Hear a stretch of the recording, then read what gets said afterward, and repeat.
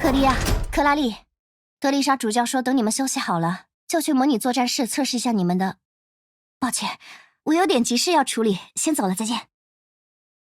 好久不见，别急着走呀，布罗尼亚姐姐。嗨，希尔，你来了呀？好久不见。是啊，那么请聪慧过人的布罗尼亚姐姐猜一猜，当我抵达这里第一眼看到的是劳累过度昏迷的布罗尼亚姐姐时，是什么样的心情呢？我错了。听不见哦。我错了，对不起。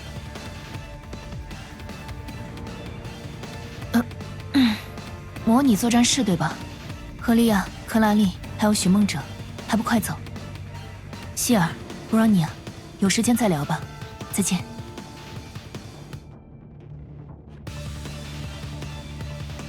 没有下次了，知道吗？赫利亚、克拉丽，测试前我需要先检查一下你们装甲的状态。我们现在就去模拟作战室。寻梦者，你先去剑桥休息一下再来吧。好的。听好，寻梦者，刚才什么都没发生，我们什么都没看见，什么也没听到，这也是攸关生死的战斗，明白吗？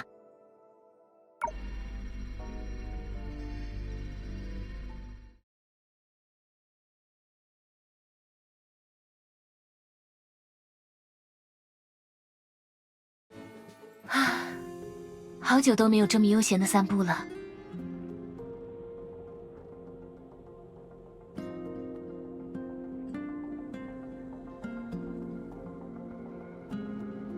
我的家乡，在太阳的另一端吗？地球和洛星，真的很像吗？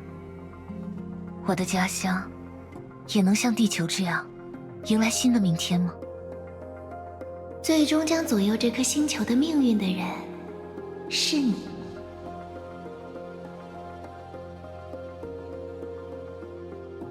可是，很难说我的选择是对是错。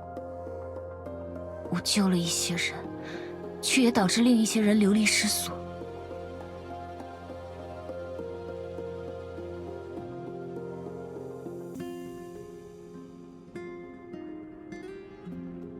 我真的做得到吗？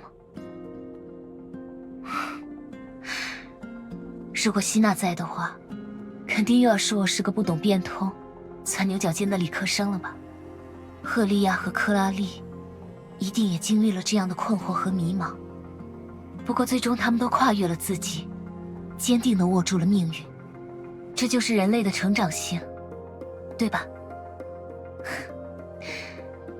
我也不能输呢。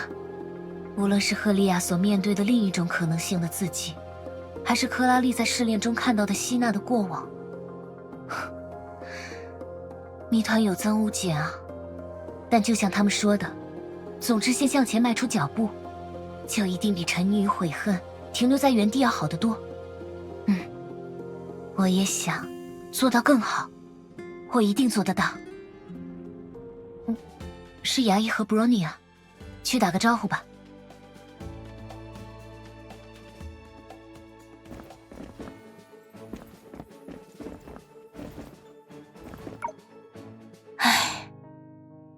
还是老样子吗？是啊，真是奇了怪了。那个笨蛋，莫非在跟我们斗着玩？亚伊，我建议你把这种可能性纳入考量。就算是 Kiana， 也是能分得清开玩笑的时间场合的。好吧，并不是每次都能，但至少这种时候他不会。你是不是累过头了？都开始认真考虑这种可能了？怎么会呢？我这几天从作息到饮食都健康极了，连话都不敢大声说。这不是件好事吗？我觉得希尔来的正是时候，再这么下去，我都要担心你过劳死了。你说啊，我要是加班猝死，希尔会用全能复活我吗？算了，我不想去想那种地狱的未来。是寻梦者，你好。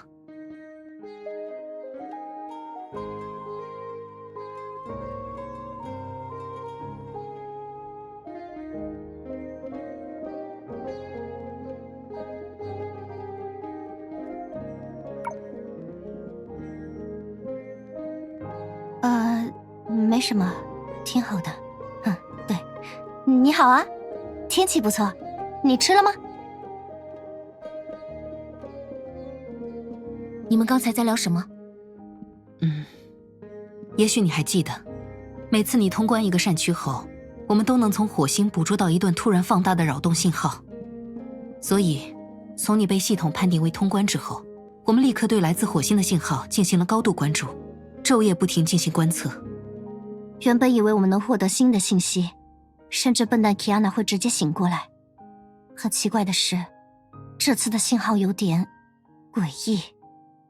月球基地的数位工作人员异口同声地表示，他们在那个瞬间捕捉到了一段波动极大的异常信号，却没能在观测记录上留下任何痕迹。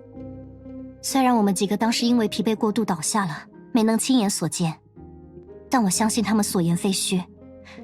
所以问题就是，我们到底错过了笨蛋 Kiana 的什么留言？